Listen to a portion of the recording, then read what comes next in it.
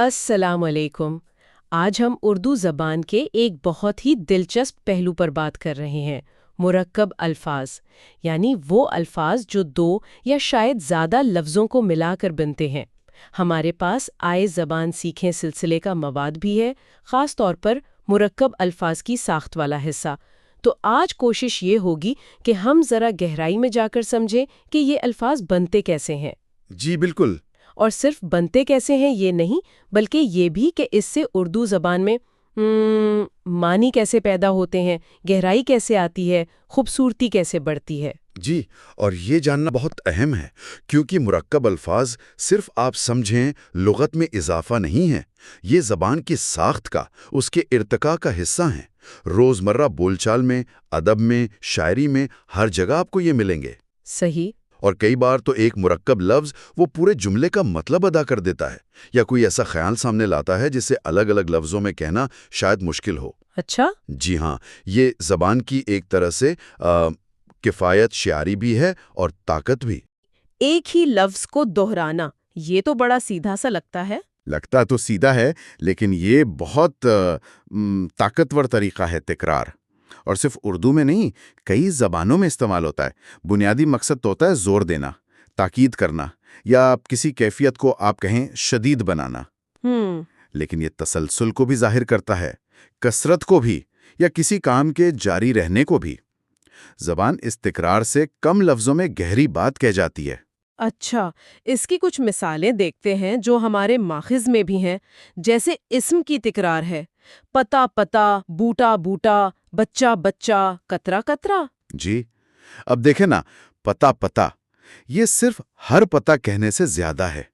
इसमें एक तस्वीर बनती है। तस्वीर कैसे? मतलब जहन में एक एक पत्ता अलग अलग नजर आता है, जैसे पूरी तफसील आपके सामने आ गई हो। ये सिर्फ गिनती नहीं है, एक एहसास है। अच्छा। इसी तरह बच्चा बच्चा, ये सिर्फ सारे बच्चे नहीं है, इसमें एक अपनायत आ जाती है। कभी कभी एक हमागिरियत, जैसे कहते हैं ना, मुल्क का बच्चा बच्चा जानता है। हाँ हाँ, सही। तो ये तकरार इस्म को ज्यादा यूं समझे ठोस बना देती है, महसूस करने के काबिल। ये तो वाकई दिलचस्प बात है। अच्छा, फिर सिफ्त की तकरार भी है, जैसे खाली खाली, हरा हरा, लंबे लंबे, गोरा गोरा। यहाँ क्या होता है? यहाँ सिफ्त की जो कैफियत है ना, वो बढ़ जाती है, उसमें एक खास रंग भर जाता है। खाली खाली, ये सिर्फ खाली होना नहीं है, ये एक एहसास है, वीरानी का, शायद किसी गहरे सन्नाटे का। जैसे हम कहें कमरा खाली खाली लग रहा था, तो मतलब सिर्फ ये नहीं कि फर्नीचर कम था। हाँ, शायद किसी की याद आ रही हो या कमी महसूस हो रही हो। बिल्कुल बिल्कुल। इसी तरह हरा हरा, ये सिर्फ रंग नहीं है, ये ताजगी है, शादाबी है, आंखों को अच्छा लगने वाला सब्ज रंग। और लंबे लंबे? लंबे लंबे, ये सिर्फ लंबाई नहीं, शायद कोई गैर मामूली लंबाई हो, या मुतासिर करने वाली लंबाई। तो तकरार सिफत को सिर्फ एक बयान नहीं रहने देती, एक तजुर्बा बना देती है। जबरदस्त। अच्छा, और फिर मुताल्लिक फेल की तकरार भी है। मिसालें हैं, आहिस्ता आहिस्ता, जल्दी जल्दी, रोते रोते, कैसी कैसी। जी, मुतल्लिक फेल की तकरार काम के अंदाज को, उसकी रफ्तार को, या उसके तसलसल को जाहिर करती है। आहिस्ता आहिस्ता, ये सिर्फ आहिस्ता से ज्यादा जोरदार है। इसमें तसलसल है कि काम बहुत धीरे धीरे हो रहा है या मुसलसल हो रहा है। और जल्दी जल्दी में तेजी का एहसास है। बिल्कुल, एक उजलत सी। हम्म। रोते रोते का मतलब है कि रोने का अमल चल रहा था और उसी दौरान कुछ और हुआ, या शायद बहुत ज्यादा रोया गया। सही। और कैसी कैसी बातें, यहाँ तकरार हैरत को जाहिर कर रही है, या शायद बहुत सी मुख्तलिफ किस्म की बातें। तो आप देखें, तकरार सिर्फ लफ्ज़ दोहराना नहीं है, ये मानी में नई गहराई, शिद्दत और एहसास पैदा करने का एक बहुत मौसर जरिया है। ये तो वाकई ऐसा है जैसे लफ्जों में जान पड़ गई हो। अच्छा, ये तो हुई तकरार। अब आते हैं दूसरे तरीके पर, जो मवाद में है, मुख्तलिफ किस्म के अल्फाज का मिलाप। यहाँ शायद ज़ुबान की जो तख्लीकी सलाहियत है, वो ज़्यादा खुलकर सामने आती है। यकीनन, क्योंकि यहाँ अलग अलग मानिए और किरदार वाले अल्फाज मिलते हैं और मिलकर एक नई पहचान बनाते हैं। बिल्कुल ऐसे जैसे मुख्तलिफ रंग मिलाएं तो एक नया शेड बन जाता है। इससे ज़ुबान में बहुत तनव्वुअ आता है, इजहार की वुसअत बढ़ती है। پہلی مثال جو دی گئی ہے وہ ہے صفت اور اسم کا ملاپ، جیسے خوش دل، بدتمیز، ترنے والا، پاک دامن۔ ان میں کیا خاص بات ہے؟ خاص بات یہ ہے کہ یہاں صفت جیسے خوش، بد، تر، پاک اور اسم جیسے دل، تمیز، نوالا، دامن یہ مل کر صرف ایک وقتی کیفیت نہیں بتا رہے ہیں، نہیں، بلکہ اکثر ایک مستقل خصوصیت بتا رہے ہیں، ایک کردار کی طرف اشارہ کر رہے ہیں۔ اچھا۔ جی، خوش دل یہ صرف وہ نہیں جو ابھی خوش ہے، یہ وہ ہے جس کی فطرت میں خوش رہنا ہے، یہ ایک کردار کی تعریف بن گئی۔ صحیح۔ بدتمیز یہ تو ایک پورا لیبل ہے، صرف یہ نہیں کہ اس نے تمیز نہیں دکھائی۔ ترنوالا یہ صرف گیلا لقمہ نہیں رہا، یہ استعارہ بن گیا ہے آسانی سے ملنے والی روزی کا، نعمت کا۔ اور پاک دامن؟ پاک دامن یہ بھی صرف صاف کپڑے نہیں ہیں، یہ کردار کی پاکیزگی کی علامت ہے۔ تو یہ مرکب الفاظ مختصر ہوتے ہیں لیکن ان میں معنی بہت گہرے ہوتے ہیں۔ یعنی یہ صرف دو لفظوں کا جوڑ نہیں رہتے، خود ایک مکمل اکائی، ایک نیا تصور بن جاتے ہیں۔ یہ تو واقعی زبان کو بہت مختصر اور بلیغ بناتا ہے۔ بالکل بالکل۔ اور اسی طرح ایک اور دلچسپ ملاپ ہے ہم معنی الفاظ کا یا قریب المعنی الفاظ کا، جیسے مثالیں ہیں آل اولاد، بال بچے، صورت شکل، مال دولت۔ ہاں، یہ تو بہت عام استعمال ہوتے ہیں۔ آل اولاد، بال بچے، یہاں دو ملتے جلتے لفظوں کو جوڑنے کا کیا مقصد ہے؟ اس کے کئی مقصد ہو سکتے ہیں۔ کبھی تو یہ معنی کو زیادہ وسیع کرنے کے لیے ہوتا ہے، زیادہ جامع بنانے کے لیے، جیسے آل اولاد صرف اولاد سے زیادہ وسیع ہے، اس میں نسل، خاندان کا پھیلاؤ سب آ جاتا ہے۔ اچھا، بال بچے میں ایک گھریلو پن زیادہ ہے، اپنائیت ہے۔ صحیح۔ کبھی یہ زور پیدا کرنے کے لیے ہوتا ہے، تاکید کے لیے، جیسے مال دولت، یہ صرف مال یا صرف دولت سے زیادہ شدید لگتا ہے۔ صورت شکل یہ کسی کی ظاہری حالت پر زیادہ زور دیتا ہے، اور یہ جوڑے اکثر بول چال میں ایک روانی بھی لاتے ہیں، ایک خاص آہنگ پیدا کرتے ہیں۔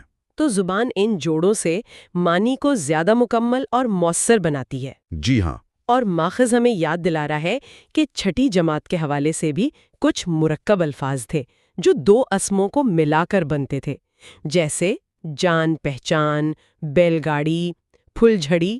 یہ کیسے مختلف ہیں؟ یہ بنیادی طور پر مختلف نہیں ہے، یہ اسی عمل کا ایک اور پہلو ہے، اور یہ یاد دہانی اہم ہے کیونکہ یہ بتاتی ہے کہ زبان سیکھنے کا عمل آہستہ آہستہ ہوتا ہے۔ جو بنیاد چھٹی میں ڈالی گئی وہی آگے چل کر زیادہ پیچیدہ چیزوں کو سمجھنے میں مدد کرتی ہے۔ اچھا۔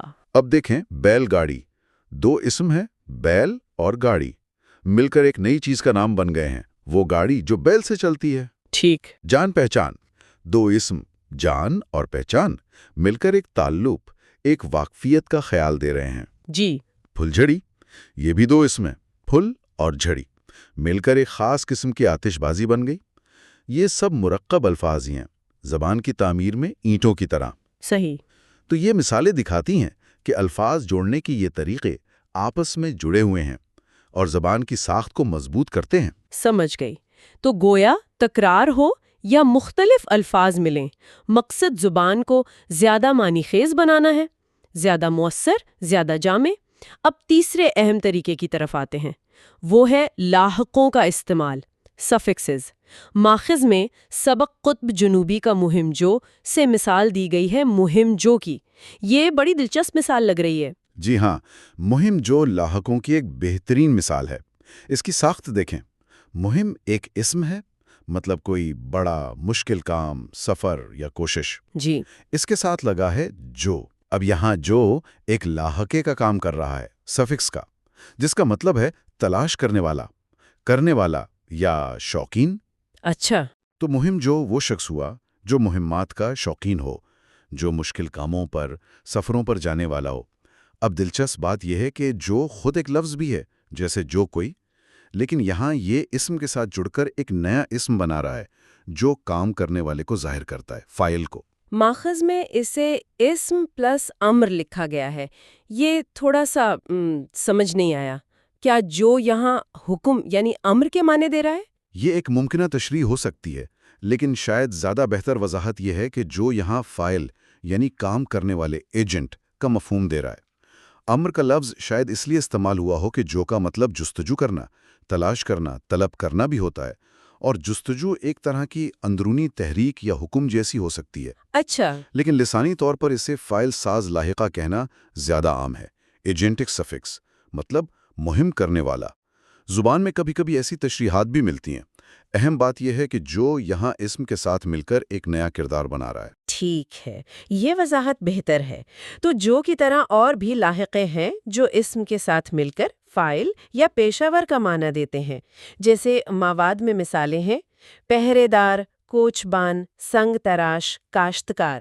بالکل، ان میں دیکھیں پہرا اسم پلس دار لاحقہ از اکول ٹو پہرے دار، یعنی پہرا دینے والا۔ جی، کوچ اسم پلس بان لاحقہ از اکول ٹو کوچبان، گاڑی چلانے والا۔ سنگ اسم پلس تراش لاحقہ از اکول ٹو سنگ تراش، پتھر تراشنے والا۔ صحیح۔ کاشت اسم پلس کار لاحقہ از اکول ٹو کاشتکار، کھیتی کرنے والا۔ یہ لاحقے دار، بان، تراش، کار بہت کام کے ہیں۔ ان سے بہت سے پیشوں اور کرداروں والے الفاظ بنتے ہیں۔ زبان کو نئے نام دینے کی صلاحیت ملتی ہے۔ جی ہاں، اور ان کے علاوہ بھی مختلف معنی دینے والے لاحقوں کی مثالیں ہیں ماخوذ میں، جیسے سایہ دار، لذت آمیز، دشوار گزار، مردم خیز، دلگیر۔ یہ تو ظاہر کرتا ہے کہ لاحقے کتنے الگ الگ طرح کے معنی دے سکتے ہیں۔ جی ہاں، یہ مثالیں لاحقوں کی طاقت اور ان کی ویرائٹی کو خوب واضح کرتی ہیں۔ سایہ دار میں دار کا مطلب ہے والا یا رکھنے والا، سایہ رکھنے والا۔ ٹھیک۔ لذت آمیز میں آمیز کا مطلب ہے ملا ہوا یا سے بھرا ہوا، لذت سے بھرا ہوا۔ دشوار گزار میں گزار گزرنے کی جگہ یا مشکل کو ظاہر کرتا ہے، جہاں سے گزرنا مشکل ہو۔ اچھا۔ مردم خیز میں خیز کا مطلب ہے پیدا کرنے والا یا اٹھانے والا، ایسی جگہ جو قابل لوگ پیدا کرے۔ واہ۔ دلگیر میں گیر کا مطلب ہے پکڑنے والا یا محسوس کرنے والا، یعنی غم محسوس کرنے والا۔ تو ہر لاحقہ اسم یا صفت کے ساتھ مل کر ایک نیا خاص معنی بنا رہا ہے۔ یہ زبان کی باریکیاں ہیں، نزاکتیں ہیں۔ تو خلاصہ یہ ہوا کہ ہم نے 3 بنیادی طریقے دیکھے: تکرار، مختلف الفاظ کا ملاپ اور لاحقوں کا استعمال۔ ان سے اردو میں مرکب الفاظ بنتے ہیں۔ اب سوال یہ ہے کہ ان سب کو سمجھنے کی عملی اہمیت کیا ہے؟ مطلب ہمارے لیے اس کا کیا فائدہ ہے؟ اس کی عملی اہمیت بہت زیادہ ہے، بہت گہری ہے۔ ان ساختوں کو سمجھنا صرف گرامر جاننا نہیں ہے، یہ اردو کی روح کو سمجھنے جیسا ہے۔ پہلی بات تو یہ کہ اس سے آپ کا ذخیرہ الفاظ تیزی سے بڑھتا ہے۔ آپ ایک لفظ جانتے ہیں مہم اور لاحقہ جو کا مطلب سمجھتے ہیں، تو آپ مہم جو کا مطلب خود نکال سکتے ہیں۔ ہاں، یہ تو ہے۔ اور پھر شاید جنگ جو یا فتنہ جو جیسے الفاظ بھی سمجھ جائیں۔ دوسری بات، اس سے پڑھنے اور سمجھنے میں مدد ملتی ہے۔ جب آپ کوئی مرکب لفظ پڑھتے ہیں تو اس کے ٹکڑوں کو پہچان کر آپ اس کے معنی کی گہرائی تک جا سکتے ہیں۔ صحیح۔ تیسری بات، آپ کی اپنی تحریر، آپ کی گفتگو بہتر ہوتی ہے۔ آپ زیادہ مؤثر الفاظ استعمال کر سکتے ہیں، مختصر اور بامعنی۔ وہ شخص جو مہم پر جاتا ہے کہنے سے بہتر ہے مہم جو کہہ دینا۔ یعنی یہ صرف لفظوں کی تعداد بڑھانے کی بات نہیں، بلکہ اظہار کی جو صلاحیت ہے وہ بہتر ہوتی ہے۔ بالکل، مرکب الفاظ ہمیں وہ خیالات، وہ احساسات، وہ تصورات بیان کرنے کی طاقت دیتے ہیں جو شاید الگ الگ لفظوں میں ممکن نہ ہو۔ یہ زبان کو زیادہ رنگین بناتے ہیں، جاندار بناتے ہیں، طاقتور بناتے ہیں۔ یہ زبان کی اصل تعبیری قوت ہے، ایکسپریسو پاور۔ جب کوئی شاعر دل گیر کہتا ہے نا، تو وہ صرف غمگین دل نہیں کہہ رہا ہوتا، اس میں ایک خاص کیفیت ہوتی ہے، ایک گہرائی، شاید ایک بے بسی بھی، جو گیر لاحقے سے آتی ہے۔ واہ۔ ان ساختوں کو سمجھنا ہمیں زبان کو تخلیقی طور پر استعمال کرنے کے قابل بناتا ہے۔ تو سننے والوں کے لیے ایک دلچسپ کام یہ ہو سکتا ہے کہ وہ اپنی روزمرہ کی بات چیت میں یا کچھ پڑھتے ہوئے یا سنتے ہوئے ان مرکب الفاظ پر ذرا غور کریں، شعوری طور پر دیکھیں کہ وہ کیسے بنے ہیں، کن ٹکڑوں سے مل کر کیا نیا معنی دے رہے ہیں۔ اخباروں میں، کتابوں میں، گانوں میں، ہر جگہ ملیں گے یہ۔ یقیناً یہ ایک ایکٹیو آبزرویشن کی طرح ہے۔ جب کوئی مرکب لفظ سامنے آئے تو ایک لمحے کو روکیں، سوچیں یہ کن حصوں سے بنا ہے، تکرار ہے، ملاپ ہے یا لاحقہ ہے۔ اس کا پورا مطلب اس کے حصوں کے مطلب سے کیسے مختلف ہے یا زیادہ ہے؟ یہ چھوٹی سی ذہنی مشق زبان کی باریکیوں کو، اس کی خوبصورتی کو سمجھنے میں بہت مدد دے گی۔ تو آج کے اس تفصیلی گفتگو کو سمیٹتے ہیں۔ ہم نے دیکھا کہ اردو میں مرکب الفاظ بنانے کے 3 خاص طریقے ہیں۔ ایک تو الفاظ کی تکرار، جیسے گھر گھر، اونچا اونچا، رک رک کر۔ جی، دوسرا، مختلف قسم کے الفاظ کا ملاپ، جیسے نیک دل، چائے پانی، کتاب گھر۔ بالکل۔ اور تیسرا، لاحقوں کا استعمال، جیسے باغبان، صحت بخش، دانشور۔ جی ہاں۔ اور یہ سارے طریقے مل کر اردو زبان کو وہ وسعت اور گہرائی دیتے ہیں جس سے ہم اپنے خیالات اور جذبات کا بہتر اظہار کر پاتے ہیں۔ اور آخر میں ایک سوال، ایک نقطہ جو مزید سوچنے کی دعوت دیتا ہے۔ غور طلب بات یہ ہے کہ جب کوئی لکھنے والا یا بولنے والا سادہ الفاظ کے بجائے ایک خاص مرکب لفظ استعمال کرتا ہے تو اس انتخاب کے پیچھے کیا مقصد ہوتا ہے؟ اس سے معنی پر، زور پر، تاثر پر کیا فرق پڑتا ہے؟ مثال کے طور پر پھول ہی پھول کہنا بہت سے پھول کہنے سے کیسے مختلف ہے؟ ہاں، اس میں کثرت کے ساتھ ایک خوبصورتی کا احساس بھی ہے، شاید حیرت کا بھی۔ بالکل۔ یا بدتمیز کہنا، یہ صرف یہ کہنے سے کیوں زیادہ سخت لگتا ہے کہ اس شخص میں تمیز کی کمی ہے؟ یہ زیادہ حتمی لگتا ہے۔ جی، تو مرکب الفاظ کا انتخاب اکثر ایک شعوری فیصلہ ہوتا ہے، بیان میں کوئی خاص شدت لانے کے لیے، جامعیت لانے کے لیے، نفاست لانے کے لیے، یا کوئی خاص معنیاتی پہلو شامل کرنے کے لیے۔ اس پہلو پر غور کرنا ہمیں زبان کے صرف صارف سے اس کا ایک ایسا شناسہ اور قدردان بنا سکتا ہے۔ یہ واقعی ایک بہت گہرا سوال ہے اور زبان کے تخلیقی استعمال پر غور کرنے کی بہترین دعوت ہے۔ اسی نقطے کے ساتھ ہم آج کی گفتگو یہیں ختم کرتے ہیں۔ بہت شکریہ۔ بہت شکریہ۔